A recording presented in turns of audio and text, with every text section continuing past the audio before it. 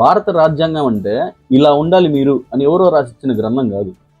ఇక్కడ నుండి మేము ఇలానే ఉంటాం అని రాసిచ్చిన గ్రంథం ఈ రాజ్యాంగం. Welcome to Srikanth world. నేను మీ శ్రీకాంత్ జగన్నాథ్.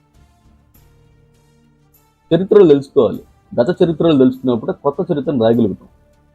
డాక్టర్ బిఆర్ అంబేద్కర్ గారు ఏమన్నారంటే, చరిత్ర తెలియని వాడు చరిత్రను నిర్మించలేడు. అలాగే రాజ్యాంగ చరిత్రను తెలుసుకోలేకపోతే దేశాభివృద్ధి సాధించి చరిత్రలో దేశ ప్రగతిని చూపించలేడు అని అన్నాడు. భారత జాతి మొత్తం అంతా పెట్టుబడిదారుల, మతవాదుల కబంధ హస్తాలు ఇరుక్కుపోయి విపత్కర పరిస్థితుల్లో ప్రజాస్వామ్యం నిలబడేలా చేసింది ఈ రాజ్యాంగం. భారతీయుడిగా, భారత పౌరులుగా ప్రతి ఒక్కరూ భారత రాజ్యాంగం గురించి తెలుసుకోవాల్సి ఉంది. భారత రాజ్యాంగం అంటే ఇలా ఉండాలి మీరు అని ఎవరో రాసిచ్చిన గ్రంథం కాదు. మన కోసం మనమే రాసుకుని డాక్టర్ బిఆర్ అంబేద్కర్ గారు 1949 నవంబర్ 26న ఇక్కడ నుండి మేము ఇలానే ఉంటాం అని రాసిచ్చిన గ్రంథం ఈ రాజ్యాంగం. పూర్తి స్వాతంత్రంతో ఎవరి మీద ఆధారపడక ఒకరికొకరు తోడ్పడుతూ జీవిస్తాం అని అందరికీ తెలియజెప్పిన చారిత్రక గ్రంథం ఈ రాజ్యాంగం. ఆనాటి నుండి ఇప్పటి వరకు మనకు భారత రాజ్యాంగం గురించి తెలిసినా తెలియకపోయినా భారత రాజ్యాంగం మనకు కల్పించిన స్వేచ్ఛా స్వాతంత్రాలకు మన సాటి ఆదర్శమైన విధంగా ఆనాడు మనం రాసుకున్న భారత రాజ్యాంగం మనల్ని పరిపాలిస్తుంది. కానీ మనల్ని కేంద్ర రాష్ట్ర ప్రభుత్వాలు పరిపాలిస్తున్నాయి అనుకుంటున్నాం. నిజానికి మనం తెలుసుకోవాల్సిన విషయం ఏంటంటే, మనల్ని ఎంత మాత్రం కేంద్ర రాష్ట్ర ప్రభుత్వాలు పరిపాలించడం, మనల్ని మనమే పరిపాలించుకుంటున్నాం. అదే గణతంత్ర విధానం.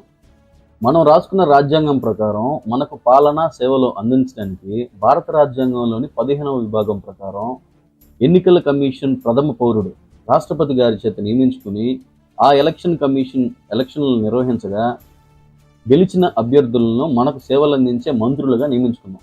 భారత రాజ్యాంగాన్ని నిర్మించుకున్నది మనం, అంటే మన భారత ప్రజలమే. భారతదేశాన్ని పాలించడానికి రాజుల కన్నా మిన్నైన నిర్ణయ శక్తులం మనం ఓట్లు వేస్తేనే వాళ్ళు మన పాలకులయ్యారు. నిజానికి వాళ్ళు మన పాలకులు ఎంత మాత్రం కాదు. మనం రాజులం అయితే వాళ్ళు మన ప్రతి ఒక్కరికి మంత్రులు, మనం అధికారులు అయితే వాళ్ళు మనందరికీ సేవకులు. వారు అటువంటి సేవకులుగా రాజ్యానికి కట్టుబడి మనందరికీ సక్రమైన పరిపాలన అందించాలి. అందుకోసమే మన ప్రాణం లాంటి ఓటు వాళ్ళకి వేసి మనం వాళ్ళని ఎన్నుకున్నాం. వారు మన సేవకులు అన్న విషయం మనం రాసుకున్న రాజ్యాంగంలో దాఖలు చేయబడినప్పటికీ ఆ అధికార విషయాన్ని మనం మర్చిపోయాం. పాలకులు ఆ అధికార విషయాన్ని మర్చిపోయేటట్టు చేశారు. మీరు చెప్పినట్లుగా మేము వింటాం అనేది పోయి, మేము చెప్పింది మీరు వినండి, ప్రశ్నలు అడగండి, చెప్పింది చేయండి, మమ్మల్ని ఎన్నుకున్నందుకు మేము ఏం చేసినా మీరు భరించాల్సిందే, లేకుంటే లాఠీ చార్జీలు చేయిస్తాం, జైల్లో వేయిస్తాం అనే దుష్ట పరిస్థితికి వచ్చింది. వారిని ఎన్నుకున్న ప్రజలుగా వారు మనకి తమ పరిపాలన ద్వారా అందించవలసిన విద్య, వైద్యం, ఉద్యోగం, నివాసం లాంటి సౌకర్యాలను అందించకుండా రాజ్యాంగయుక్తంగా మనకు దాఖలు చేయబడినటువంటి ప్రాథమిక హక్కులు కూడా మనకు దక్కకుండా తమ పరిపాలన సాగిస్తున్నారు.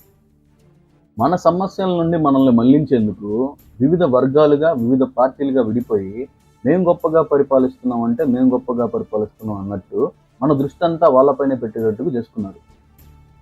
మనల్నేమో కుల, మత, ప్రాంతీయ భేదాలతో ఒకటి కానియకుండా బలహీనులు చేస్తున్నారు. దాని ఫలితంగా పేదలు మరింత పేదలుగా అణచివేయబడుతున్నారు. దీనికి కారణం మనమే. వారేదో చేస్తారన్న భ్రమలు పెంచుకొని మన 5 సంవత్సరాల ప్రాణం లాంటి ఓటుని అమ్ముకొని నీతి లేని వాళ్ళకి, నేరస్తులకి, సంఘ విద్రోహ శక్తులకి ఓటు వేయడం వల్లే ఈ దుస్థితి వచ్చింది. దీనికి బాధ్యత మనదే.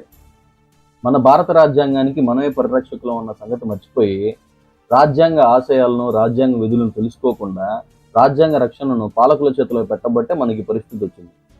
మనం రాసుకున్న రాజ్యాంగ విలువల్ని మనమే మర్చిపోతున్నాం. రాజ్యాంగ ప్రాతిపదికన కాకుండా అత్యంత సంకుచితమైన, మనకే కాదు దేశానికే అత్యంత హానికరమైన కుల, మత, మూఢ విశ్వాసాల పరిధిలో జీవిస్తూ వాటినే మన రక్షణగా భావిస్తున్నాం.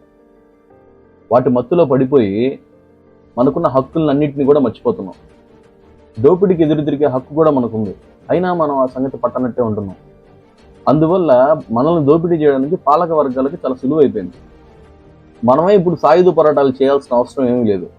భారత రాజ్యాంగం గురించి తెలుసుకొని మరింత జ్ఞానవంతులం అయితే చాలు. మనకున్న భారత రాజ్యాంగమే మనకి అండదండలుగా ఉంటుంది. అలా కాకుండా రాజ్యాంగ ఆశయాలను మనం తెలుసుకోలేకపోతే, రాజ్యాంగ ఆశయాలను మనం నిత్య జీవితంలో పాటించకపోతే మన భవిష్యత్తునే కాదు, రేపు మనకు కలిగే బిడ్డల తర్వాత తరాల భవిష్యత్తును కూడా నాశనం చేసిన వాళ్ళు అవుతాం. ధనవంతులకు, దోపిడీగాళ్లకు, మూర్ఖులకు శాశ్వత బానిసల్లా మారిపోతాం. నిజానికి ఇప్పటికే ఆ పరిస్థితి మనల్ని నిండా కమ్ముకొని ఉంది. కనుక మనం రాజ్యాంగం గురించి తెలుసుకొని మన జీవితాలను అలా మలుచుకోవాల్సిన అవసరం మునుపటి కంటే ఇప్పుడే మనకి ఎక్కువగా ఉంది. నిజం చెప్పాలంటే స్వాతంత్రం మనకు వచ్చినప్పటికీ స్వాతంత్రహీనులమై బానిసలుగా దుర్భర పరిస్థితిని మనం ఎదుర్కొంటున్నాం. అందువల్ల మనం రాజ్యాంగ పూర్వాపరాలు, రాజ్యాంగ పీఠిక, ప్రాథమిక హక్కులు, రాజ్యాంగ సూత్రాలు వీటి గురించి తెలుసుకున్నాం.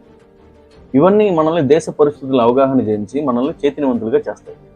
పౌర చైతన్యం సంఘ చైతన్యం, సంఘ చైతన్యం దేశ చైతన్యం. దేశ చైతన్యం వలనే ప్రపంచంలో మనకు నిజమైన అభివృద్ధి, గుర్తింపు, గౌరవం దొరుకుతాయి. మన భారత రాజ్యాంగం మనకు అటువంటి చైతన్యాన్ని అందించే శక్తిని, పద్ధతుల్ని, విశాల దృష్టిని కలిగి ఉంది. భారత రాజ్యాంగం మనకు ఎంతలా సహాయపడిందో ఒక చిన్న ఉదాహరణ. అండ్ ఈ ఉదాహరణ జస్ట్ అర్థం అవడం కోసం మాత్రమే. అదేంటంటే మోస్ట్లీ ముస్లింలందరూ ఒకే ముస్లింలుగా ఉన్నారు, క్రైస్తవులందరూ ఒకే క్రైస్తవులుగా ఉన్నారు. కానీ బాధాకరమైన విషయం ఏంటంటే మన హిందువులు మాత్రం ఒకే హిందువులుగా లేరు. హిందువులు వారి ధర్మం ప్రకారమే బ్రాహ్మణులు, క్షత్రియులు, వైశ్యులు, శూద్రులు అనే హెచ్చుతగ్గులుగా విడివిడిగా ఉన్నారు. వీరిలో బ్రాహ్మణుడు దేవునితో సమానమైనటువంటి వాడు. అతడు తాను పుట్టుకతోనే అటువంటి వాడుగా భావించాడు. అతడు దేవుని ముఖం నుంచి పుట్టాడు కాబట్టి అతడు దేవునితో సమానం. అతడి వృత్తి జ్ఞానాన్ని పంచడం. హిందువుల జనాభాలో వారి శాతం 3% మాత్రమే. వారి తర్వాత క్షత్రియులు వస్తారు. వీరు దేవుని యొక్క భుజాల నుండి పుట్టారు కాబట్టి వారు హిందువులకు రక్షణగా ఉంటారు. వీరి శాతం 5% మాత్రమే. తర్వాత వైశ్యులు దేవుని తొడల నుంచి పుట్టారు కాబట్టి వారు వ్యవసాయ వృత్తులు చేస్తారు. వీరి శాతం కూడా 5% మాత్రమే. మిగిలిన శూద్రులందరూ పై వారందరికీ బానిసలు లేదా సేవకులు అని హిందూ మతం చెప్పింది. వారిని తమలో తక్కువ జాతి వారుగా చూసింది. మొత్తం మీద క్షత్రియులు 5%, వైశ్యులు 5%, బ్రాహ్మణులు 3%, అంటే మొత్తం మీద 13 నుంచి 15% మించి ఉండరు. సంఘంలోని ఆస్తులు, వ్యాపారాలు, పరిపాలన, భూములు అన్నీ వీరి ఆధీనంలోనే ఉంటాయి. మిగిలిన 85 నుండి 87% వరకు అందరూ కూడా శూద్ర వర్గాల వారే. ఈ ఎక్కువ తక్కువల సిద్ధాంతం శూద్రులపైన బాగా పడింది. మొదట్లో శూద్రుల్లో కొద్దిగా భూములు, సైనికతత్వం, ధనం ఉన్న వారికి బ్రాహ్మణులు క్షత్రియతత్వం ఇచ్చేవాళ్ళు.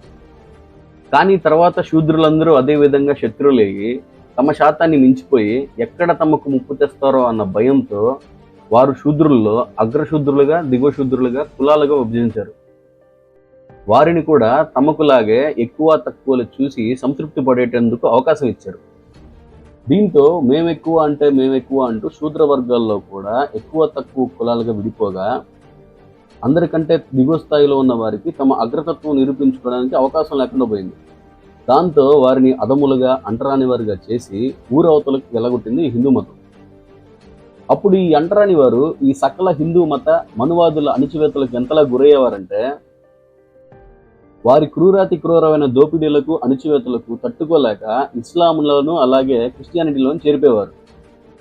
ఇస్లాంలోనూ అలాగే క్రిస్టియానిటీలోనూ ఇలాంటి కుల అణిచివేతలు ఉండవు, అల్లా దృష్టిలో, యేసు దృష్టిలో అందరూ సమానులే అని ఉంది కాబట్టి మాకు సమానత్వం ఉంటుంది అని అనుకునేవాళ్ళు.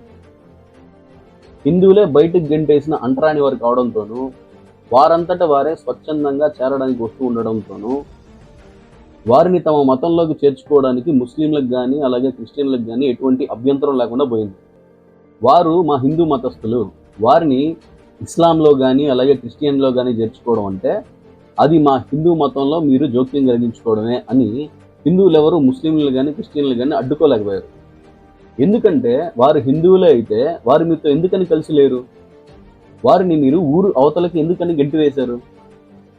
వారిని మీ దేవుళ్ళ గుళ్ళకి రానియకుండా ఎందుకని బహిష్కరించారు అని పాలక ప్రభువులు వారిని అడిగితే వారి దగ్గర సమాధానం లేదు. ఇదంతా ఎందుకని వివరించడం జరిగింది అంటే మానవులందరూ సమానులే, ఒకరు ఎక్కువ ఒకరు తక్కువ అన్న ప్రశ్న లేదు అని చెప్పడానికే. రాజ్యాంగం ముందు అందరూ సమానులే. మన దేశంలో 85% ఉన్న శూద్రులు, అలాగే మరీ ముఖ్యంగా స్త్రీలు ఒకప్పుడు ఇంటి గడప దాటడానికి లేదు, కానీ ఇప్పుడు సీఎంలు, పిఎంలు ఏది కావాలంటే అది అవ్వగలుగుతున్నారు. అది మనం అందరం సంతోషించాల్సిన విషయం. ఇదంతా రాజ్యాంగం వల్లే జరిగింది. అంటే మన భారతదేశం మొత్తం అంతా కూడా ఈ రాజ్యాంగం మీదే నడుస్తుంది. అందుకే కాస్తలో కాస్తైనా కొంచెం తెలుసుకుందాం అన్న ఒకే ఒక మంచి ఉద్దేశంతో ఈ వీడియో చేశాను. జై భీమ్, జై భారత్.